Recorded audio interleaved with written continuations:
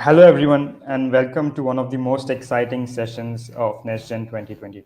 With this session, we will find out how autonomous drones are helping make crop yields more profitable and sustainable through systematic data collection and processing. I'll start with the introduction to our speaker today. Today, we have Darren from AgriBucks. Darren is the founder of AgriBucks, a drone service provider company with a focus on agriculture research. He attended Florida State University and graduated with a bachelor's in information technology. He earlier worked for a startup in the network service and management industry for 5 years. He transitioned from providing services to small businesses to managing network devices for Department of Florida State University. Darren currently spends his time helping the agriculture community understand and implement drones into their current operations. Flightbase has partnered with AgriBucks to closely work together on the advancement of technologies to support autonomous drone operations. AgriBucks has been a pioneer in field of precision agriculture across the US, constantly contributing in community outreach and collaborating with the University of Florida. With this, I hand it over to you, Darren. Hey, thank you, Ajinkya, for handing it over to me. I thank you, everyone, for joining us here at the NextGen 2022 conference in regards to precision agriculture meets autonomous drones. So we're going to start. Basically, AgriBugs is a drone service provider. I provide multispectral and color imaging for research staff and commercial farmers throughout the area in the southeast United States, here in Florida and South Georgia. But before we go into the full autonomous drones in regards to agriculture and how is it affecting and how it's going to help the industry, I would like to go through a little bit of the data and how the data kind of steers the pathway to autonomous drones. One of the payloads we currently use is a DJI X5 camera to give us some RGB color images.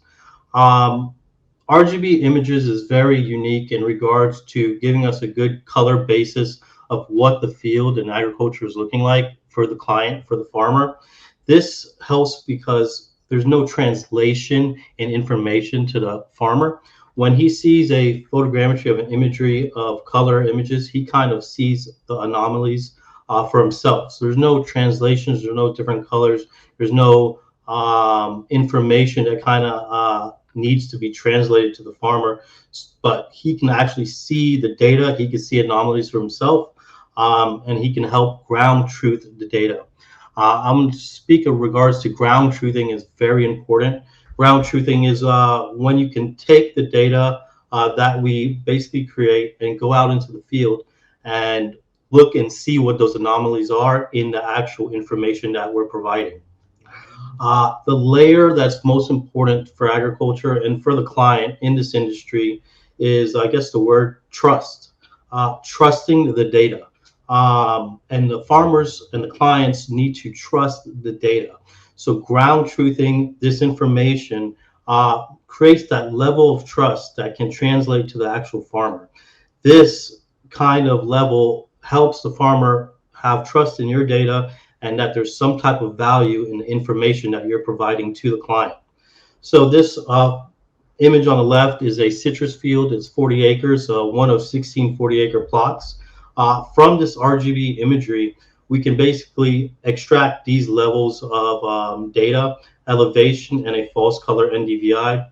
Some may know in the industry that this data has been processed by drone deploy, and this is the level of maps you can get from just an RGB image. And like I said, this kind of data provides one layer of trust to the farmer to know what's going on in the field. For example, the elevation information from that RGB image can say there's spots in the RGB image that there's missing canopies, that they can actually go out into those areas and ground truth that information. So you can create that layer of trust from the beginning with the farmer to say, hey, this is what's going on in the field, this is an anomaly, and this is what we're picking up. As RGB imaging and agriculture has not just started with drones, it started with aerial imagery from Cessna planes, from satellites. But this layer of high resolution data has not been presented to farmers. So they can see more information from this layer, and providing them with quality data can definitely help gaining that trust with your client and basically help move the progression on to getting more business from a farmer and continuing serving them in the industry. Another payload we use and what I focused on is multispectral imaging. Multispectral, we basically capture data in different wavelengths that the visible eye can't see. We capture in the visible light, non-visible light, and infrared thermal. And for people in the industry and agriculture, most people should know about NDVI, thermal, and these NDRE kind of images. When I first started, we started with the slant range system, which is a kind of a one-stop shop where a sensor is basically paired with a software. So we can go out in the field with that slant range sensor, go out in the field, fly a field, and basically process the data in the field and basically provide insights within real time on the field to a farmer or to a crop consultant to do some extraction of data or do some ground truthing within a couple hours of actual flight time. So one general trend, what I'll be speaking about is time. Time from data collection to time to take an action is very important in this industry. And the issue, what we have been seeing is heavy data takes heavy processing time. And the more heavy the data is, the more the length of time it takes to actually create an action in the field. And since we're dealing with plants, data and environment, stuff is changing within days. Diseases can spread within days and trends. So the faster we can actually get data out to a farmer, to a crop consultant, is better for serving or making a decision in the field. Another sensor I use is the MicaSense Altum. This basically sensor is paired with multispectral imagers and a FLIR thermal imager, which is very interesting because now we can get some good thermal imaging. Before we used flares, we weren't able to kind of create photogrammetry maps. But now with the MicaSense Altum, it's kind of been worked with FLIR to kind of join that operation together, where now we're creating these maps with the thermal maps. So if you can see in the middle image, there's a thermal map that I created. This was an irrigation research that was done with a big irrigation company, where we wanted to see the time of saturation in the field, to the amount of time it takes for the field to absorb that type of irrigation and kind of set the next time for the next irrigating in that point. So you could see that triangle here, that purple area, it was recently irrigated, and other areas haven't been irrigated. But that's some maps that couldn't have been done in the past with thermal imaging.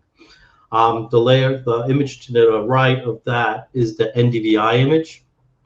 This was an area of research where we did not irrigate a certain area of the crop, and we wanted to see it stressed. So they didn't tell me exactly where this was. This was on a corn location, about 150 to 175 acre pivot. And you can't see this from the ground. So after I flew the actual drone, we captured the data, we processed the data, you can see precisely of where there was a stressed area in the location. So NDVI, which is normalized difference vegetation index, helps provide that type of information to the grower, into insights to create some type of task that they can do. Elevation maps are also definitely helpful, because what we've seen is that in lower areas and higher areas, irrigation, spraying kind of can get trapped in certain location that can cause stress. So if you have plants in an area that is low, that's been a rainstorm has came by, that area, those plants might get more stressed, where they might get more water and can show different levels of information in that area with the elevation maps. And that's what farmers kind of look at in regards to elevation, to see what's going on in those areas so they can kind of not irrigate that area or over irrigate that area, just to kind of keep their farm to a very level basis. So these are ag data processing softwares. I kind of worked with mostly all these softwares. At the beginning of processing data, my RGB data that you've seen in earlier slides is with Drone Deploy, which can take your RGB color images and give you some 3 levels of layers of data analytics for the RGB images. So Drone Deploy is an easy to use, user-based software. Pix4D, Agisoft, Solvay, and WebODM are very good softwares. Pix4D is a little user-friendly. I currently process in Agisoft. WebODM and Agisoft help the automation process, and means it has command line. So you can kind of automate some information that you want to do with processing data. So processing data is kind of a bulky process in regards to, you have to remove your data from your drone or from your sensor and kind of basically process the data manually, meaning uploading the data to these softwares and then processing the data in regards to reflection panel information, and these things could take hours to actually finish processing data. So if you have multispectral images that are 20, 30, 40 gigs of data that you're running through this software, it takes hours to process this data. And like I mentioned before, the time to get from capturing the data to the time of delivering the data to a crop consultant or to a farmer is definitely valuable. One of the interesting softwares I also use was Solvay. Solvay is a good ag data platform. They definitely process a lot of my multispectral data for me. The issue is Solvay is a data collector in regards to uploading information. So in regards to automation in the future, these softwares have to kind of look at how they can have a ground-based software where data is fed directly into them after a flight is done, where it's not transmitted into the cloud, because that can take hours based on where the software is located or where the actual farm is located. When you're out in agriculture, usually the internet or the cell tower is really, you're working on 3G, 4G kind of data sets, so you're not able to upload as fast as you can as being on a regular on a regular home, on a regular medium, a better high speed medium. So capturing data and feeding it to a software processing on site is something that all these softwares are going to have to be looking at in the future. And command line for automation, where you can feed it automatically instead of manually taking and removing data from a sensor and feeding it to a software for processing. Cutting that time would definitely be something in regards to automation and what we have to look for in the future when we create a drone in a box on a field. So decisions in drone data, I think is very important in regards to the resolution and the quality of the data. So when you feed one of these ag software processing programs data, you have to make sure that the data and the quality of the data is premium. Because what you feed the data, what you feed the software is what you're going to get out on the other end.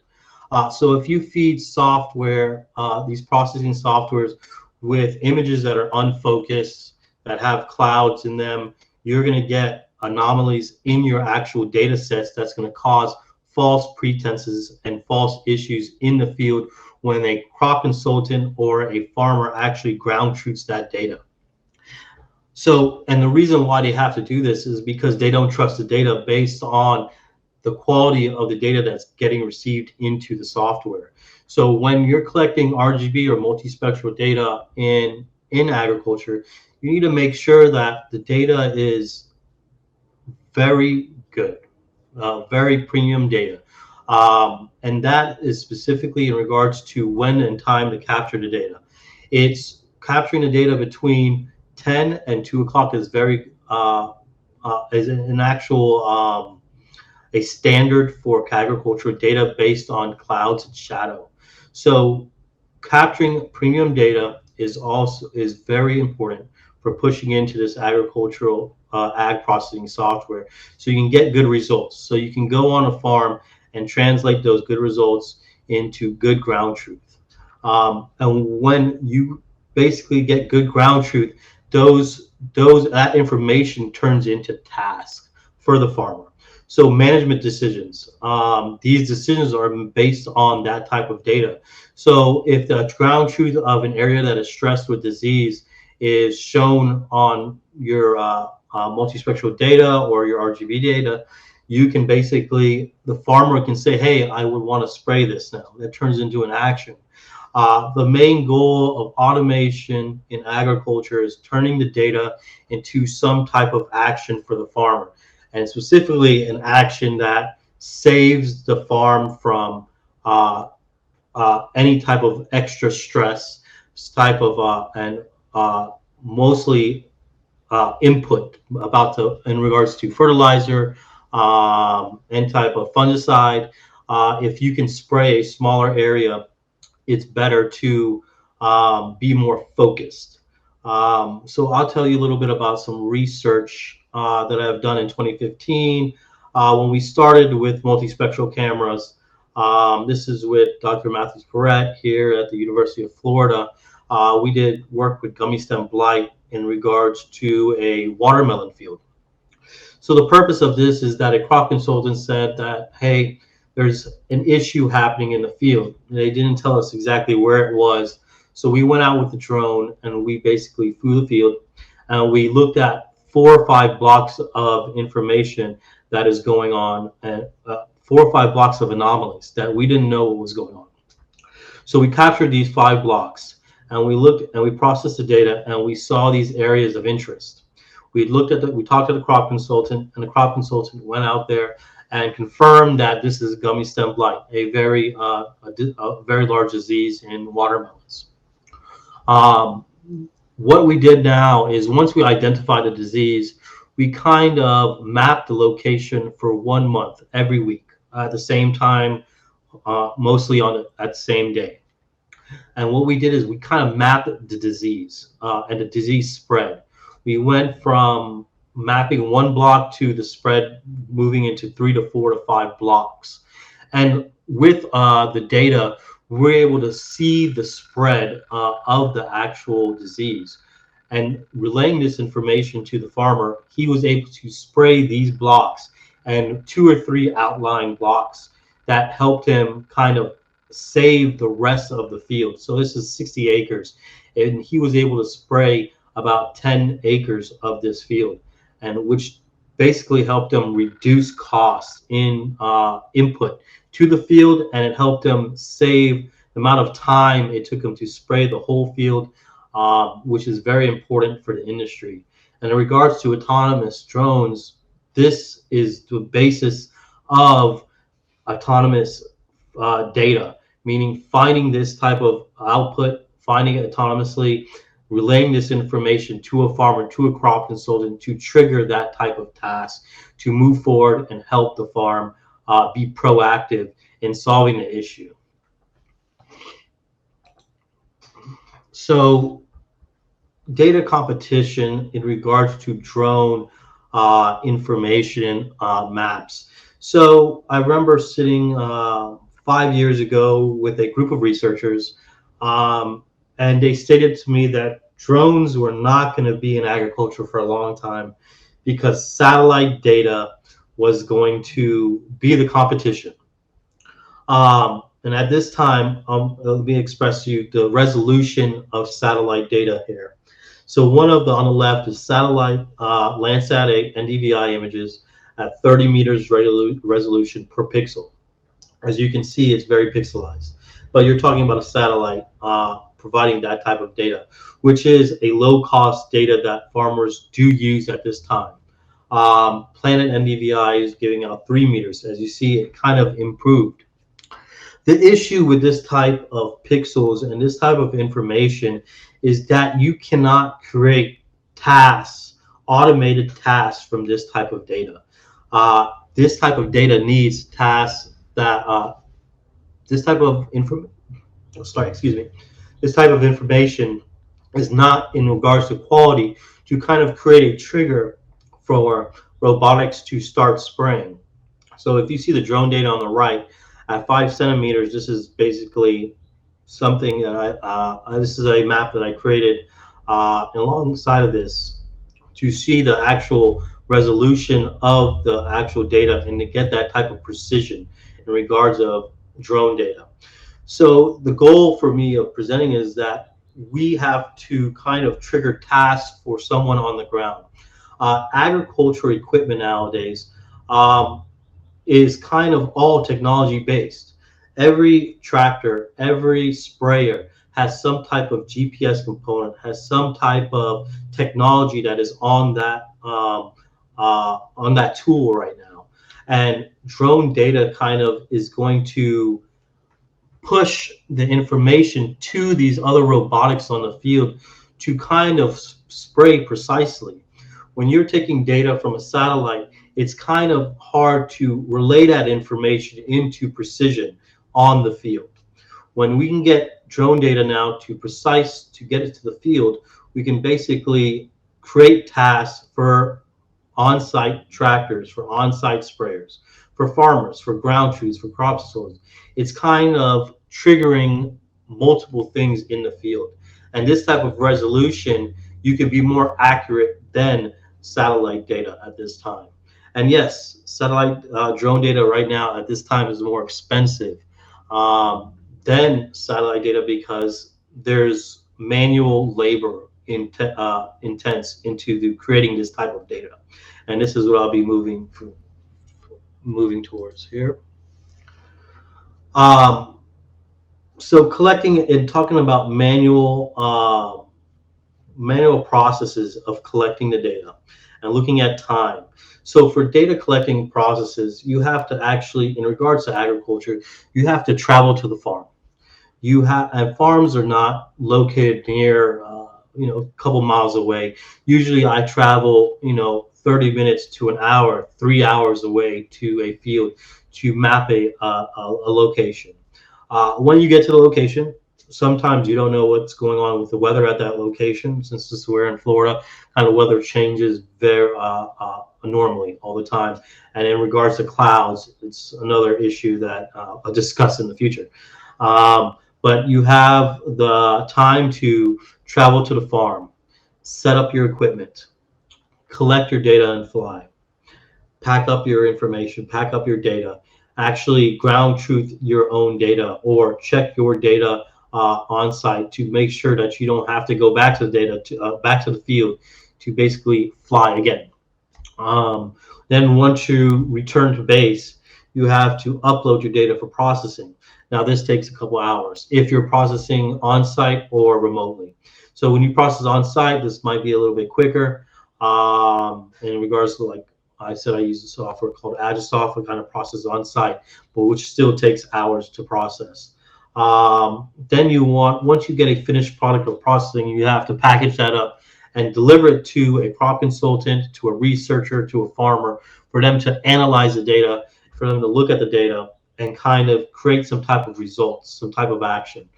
Now, this person is crop consultant or farmer are going into the field and ground truthing that data, creating that level of trust. So whatever task they do based on this data is not false.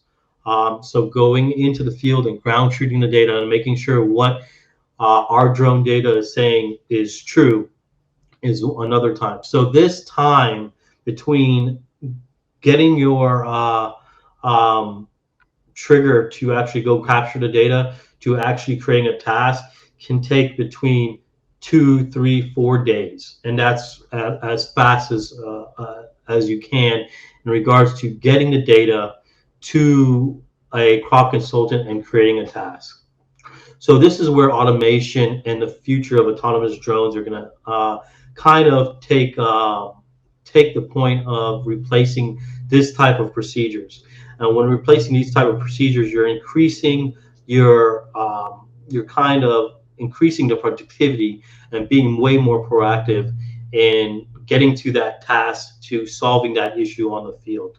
And that would help, and that would be the basis of autonomous drones in agriculture, is improving on that time. So when you're improving time, you're also improving cost. So there's a lot of truth in regards to time is money in agriculture. So if we can autonomously capture data, process the data, and feed it to a crop consultant within a day without manually capturing the data, you have already removed the cost of fuel, the cost of time to travel, the cost of data collection, and having a person actually viewing, keeping an eye or a visual observer on the drone. This actually helps in an enormous way, because you're talking about 1 full day to 2 full days of just capturing data and processing data. So now an autonomous drone now can capture data, relate information to a crop consultant within a day or two. You can have some kind of action and cut that time directly in half. And farmers, and in regards to dealing with a farm that kind of changes daily, that helps with being proactive in the field. Another issue is data management. Collecting this type of amount of data causes, an issue with collecting, storing data. Sometimes the raw data is not necessarily needed after a data is processed and after a data is crown truth and after a task has been completed. That data, the raw data, might not be needed. So data management is one very important, one of the good ways of automating these type of processes. Training the software for anomalies. This is very important, because we can collect the data, we can process the data, but we need somebody to analyze the data. So right now, the data is being analyzed manually by someone like me, by a researcher, by a crop consultant, to look for anomalies. This data can now slowly be trained by AI to look for these same anomalies that we are looking for. And with these saying, this kind of moves into automation, where if we can tag an anomaly to a task, if we can tag an irrigation leak to a task, we can basically speed up where some farmer or someone on the field can actually initiate this task and solve that problem. For example, we did back in 2015 also, we did a research on a watermelon field that had multiple irrigation leaks. They have a manual process of walking the field and looking for irrigation leaks. So it's 90-degree weather. You have 50 acres of watermelons, and you have one guy driving around or walking around looking for irrigation leaks. It's not 100% where he's going to actually find that leak. So what we did is we came out with him and paired him with the drone. We took the flare camera. We looked for large areas of cold spots in the field. We went to those cold spots in the field, and we found that there are large puddles of water hanging out where irrigation lines are cut. What this did is it helped him improve the time to fix it. It helped him reduce the amount of manual labor in finding these areas of interest. And also what it does in the future for the crop is it creates a healthier atmosphere for the crop, environment for the crop. Well, I know that water kind of, when it sits, it can create diseases that can start in the plants and kind of spread to larger areas. And having standing water in any field is no good. So tagging a flare or a trigger for irrigation or some kind of anomaly to a task for someone to look at and to solve is definitely one of the major components of the automation processes. So I guess is the big holy grail is BVLOS certification and get this going, and being able to legally fly these drones autonomously. How I kind of group it in my industry, or to how I look at it, I look at semi-autonomous flight versus fully autonomous flights.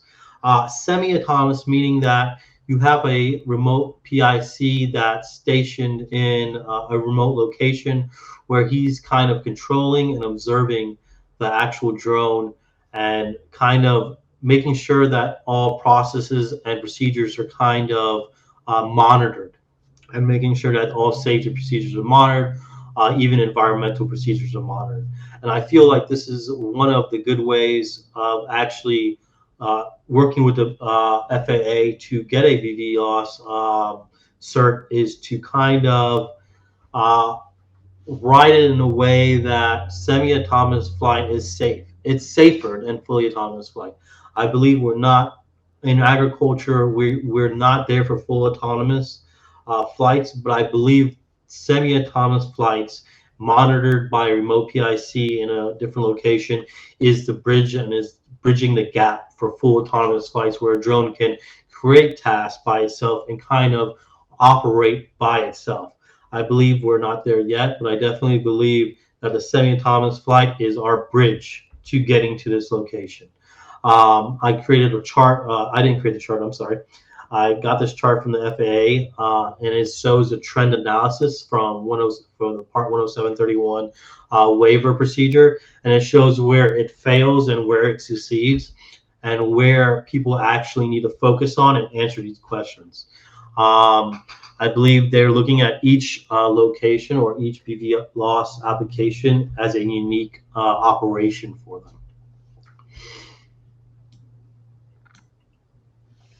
So agricultural operations in regards to BVLOS, applying for certs and getting autonomous procedures going on, is all regards into the operation that you want these procedures to go, what you want your autonomous drone to be on. And this is in regards to agriculture. We have fixed versus rotating locations. Fixed locations are an area where you can geofence a location, and that your autonomous operations will always be within this location and will not be moved out of this area.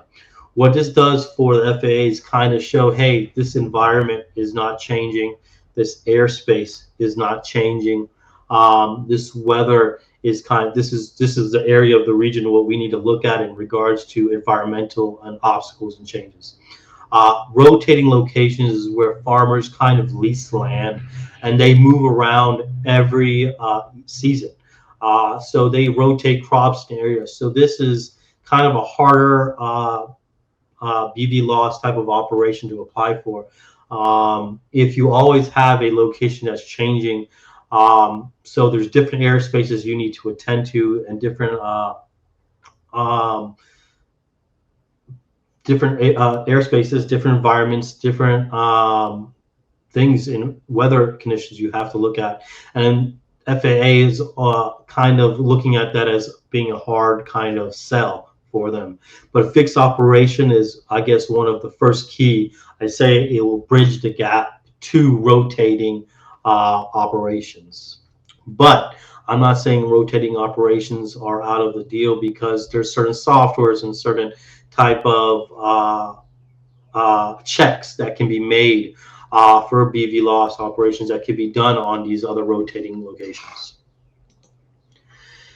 So in regards to future technologies to make autonomous drones possible, which I believe the agriculture industry is needed, is one of the safer industries that that we will see these type of operations first, is basically decision support systems, safety and tasks. And when regards to means of safety, you're talking about UTMs, where we can look at airspace, weather, and obstacles before you fly. So knowing your airspace, knowing your weather, knowing your obstacles, knowing data from ADS-B to knowing what type of planes are flying above you is very important software that we need to look at in regards to decision support systems before you actually start an operation. And this is for the whole industry in whole, not just agriculture. But in regards to agriculture, we have task-related decision support systems. So if you saw an irrigation leak, the drone is going to, create a task to a farmer to create, to go out to this location, capture that data, and kind of automate information and where the pipeline is autonomous, where now you're triggering different tasks within the farm. And within the drone. So if you fly at 200 feet and an anomaly is actually seen, now you can basically tell the drone will know based on the data to go lower, to go to 100 feet, to go to 30 feet, and kind of capture a lower aerial of this. And these will be automated tasks that the drone can make or decide on itself based on the data it's collecting. So there's levels of data collection that could be automatically fed to the drone that it will create for itself, and kind of be the eye on the farm and kind of help the farmer have a hands-on approach without really being there all the time, and kind of babysitting the farm, where a drone could do this for you and could help manage the farm in a more efficiently and proactive way. So I guess this is the question and answer session. Thank you guys for all joining here. Thank you very much, Darren. That was very insightful on how drones are being used in the agriculture industry. And we've got a lot of questions lined up from the audience. So I'll start one by one. So there's a question from Jason. He's asking, are you using GVI or some other non-calibrated RGB vegetation index? So for the multispectral cameras, we're using NDVI, using NDRE. We're using multiple indices that the multispectral camera can give off, but the software that you process the data with is doing these calculations on the data. Once you're feeding that software these spectral bands of information, you can calculate these indices from this information. I would say Red Edge NDRE is one of a special band that definitely can give you a lot of insight to a anomaly on the actual field. There's a question on similar lines. Do you use NDRE to measure chlorophyll content of the plant? Yes, NDRE is a Red Edge, so we definitely use NDRE as one of the indices to managing a field. We're looking at a chlorophyll index, but comparing that with other indices can probably give you a little bit more insight of what's going on with that actual issue. There's another question from Dharam. He's asking, is it possible to measure ripe the fruit using drones? So this is the holy grail in regards to data processing. There is research being done right now in regards to different types of crops, in regards to citrus, in regards to tomato, that are taking images of data and trying to find out the ripeness. I'm not looking at that particularly at this time, but I know I do work with researchers that are looking and are taking multispectral data to find out ripeness, because it's reliant on when to pick a actual farm. And some farms, crops are picked in different sessions, meaning you might have 3 to 4 picking. So yes, sometimes this is very important, and this is research that's being done right now. Thank you, Darren, for that answer. Another question is early detection of disease possible with recent sensor and drone tech? Can you repeat that for me one more time? Sure. Is early detection of disease possible with recent sensors and drone technology? I think at this time, yes. Disease identification is possible, and you could basically find a disease earlier than someone with a standard eye. And also taking it from high resolution from a lower altitude, you can basically capture that imaging faster than someone scouting. So we have done research, and if you look up, there's a paper where we actually worked with crop consultants where we flew the drone and we had scouts kind of scout the field also. And we found that at this time, 3 to 4 years ago when this research was done, we were 25% more precise than the crop consultants in finding anomalies, finding diseases, because usually people are associated with kind of history. They kind of know history on the crop, so they usually check in certain areas for diseases that if they know the actual crop. What the drone was is, it does give an aerial view, so you can see areas that haven't been checked by others, and that can help definitely in lead detection in pest disease. Thank you again, Darren. Another question is, what software is being used to interpret the data to present it to the end client or the end customer? So there's, if you look at Drone Deploy and you look at some of these processing softwares, what there's other softwares that people are building on top of the photogrammetry software to look for these anomalies. I can't give you right on top of my head. There's a few out there that are doing stand counts, tree counts. I haven't seen anything for autonomously looking for diseases. But this is the basis of where the industry is, and where I think a lot of focus in software should be is kind of taking looking at these type of data to look at these type of softwares that can create triggers or look for diseases or look for some type of analytics on top of the photogrammetry data. Thank you again. There's another question from Jason. Can you describe premium data? And there's a follow-up question. How is the imagery calibrated, and how is time-dominant ground truthing performed? Management decisions can't be made without solid ground truthing. I believe you had a slide on similar lines in the presentation. Okay. Here, Ajinkya, can you repeat the first question, the first part of that question? Yeah. So first is, can you describe premium data? Okay, so premium data, when I mean premium data, I mean the resolution of the data is not distorted. Some issues, and I have faced this personally, is focus, issues with the focus on the camera. Sometimes you can capture, and when you look at your screen, the actual imagery looks focused. But when you look at the data on a computer or Insight, you have a non-focused image. And when you process and give a software engine to process this type of data, your map, your photogrammetry map, is distorted. That's one way of looking at the imagery. The second thing I'm looking at is environment and weather. We're looking at clouds. We're looking at any kind of obstacle in the area of the actual photogrammetry area. So one, for agriculture data, you don't want clouds. So in regards to going to your next question, in regards to calibration, so the MicaSense has a panel calibration and has a solar iridescence sensor on the top that kind of take account for in-flight calibration to the camera when you are encountered with a cloud.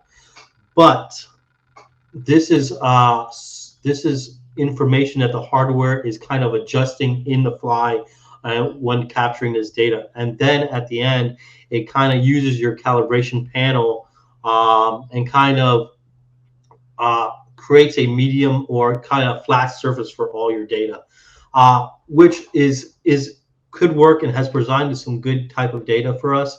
But I tell you honestly, flying without any clouds and flying between as close as the solar noon, 12 o'clock, is the best for premium data.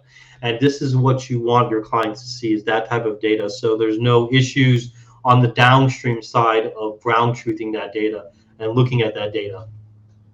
I don't know how much, Jinky, I don't know how much I answered of that question, but Yes, Jason, I hope that Darren was able to answer your question. If you if you need more clarification on that, we'll shortly share his contact details, so you can reach out to him on those details.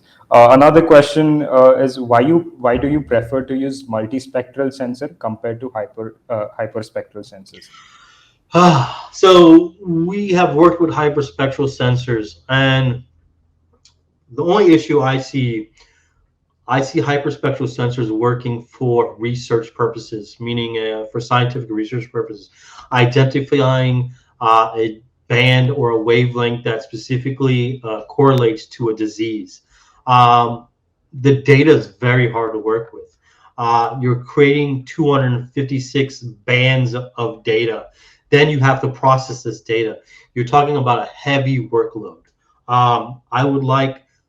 I like to work with hyperspectral data when they can give me that band that works for my multispectral. So in research, they're working right now on finding what specific bands are correlated to a specific disease or to a specific anomaly. The data is very heavy. The data is very time consuming. The data is more of a research level data, and it's not really ready for commercial purposes at this time, I believe. Darren, we are about time. We'll take one last question before we close. So there's a question from Dharam. Nowadays, many commercial satellites claim that they provide centimeter level data. With advance in AI and ML algorithm, one can do any task that can be possible with drone data. Is there any specific advantage of using drones compared to satellites? Okay, yes. So in 2017, I've done research with the Harris satellite. So what we did is we had a crop here about an hour away from us where we put my drone data against a Harris satellite. And I'm located in the southeast region of the United States, in Florida, Georgia area. And if you know this location, during the summer, we have heavy cloud skies, heavy clouded skies. We have rain, we have all types of weather kind of conditions. It's not like California where you have clear skies, I would say 60, 70% of the time. Our skies are mostly clouded 60, 70% of the time. And what happened during this research, which I guess I maybe have got lucky, it was a little bit of a rainy season. There was not one time that a Harris satellite was able to penetrate a cloud and give us a full layout of a field of a 150-acre crop. So there was a portion that, maybe the north side wasn't covered by a cloud, or there was a cloud in the south side. And what happens is when you process that data now, you have that big artifact in information, which kind of does not help with tasks. So drones, I was able to fly, even though sometimes I did have artifacts, I was able to fly underneath the cloud and basically, at 400 feet and create a full map. Even though there is some artifacts, we do have usable data with a drone compared to a satellite that's catching a cloud. Thank you very much, Darren, Jason, Dharam, and Nick. Hope we were able to address all your questions. If you have more questions, I'm pasting the details where you can reach out to Darren, and feel free to reach out to him if you have any more questions. So Darren, it was a great presentation, lots of information regarding drones in agriculture industry. Before we stop, any closing thoughts you would like to share? No, I want to thank everybody for coming out and basically listening to the presentation. And in regards to ag data, I would just like to remind everybody that is collecting ag data. Make sure you collect good data, and make sure it goes to the farmer and is translated, and some type of task is doing it, so we can keep on with the industry and we can still be here for a long time. Thank you very much, Darren. And to all the audience, I request there's a networking session that will happen right after this session. So request everybody to join in. You can also find other presenters and ask them questions one-on-one if you have any. Thank you everyone for joining. Have a good day. Thank you, Darren. Thank you.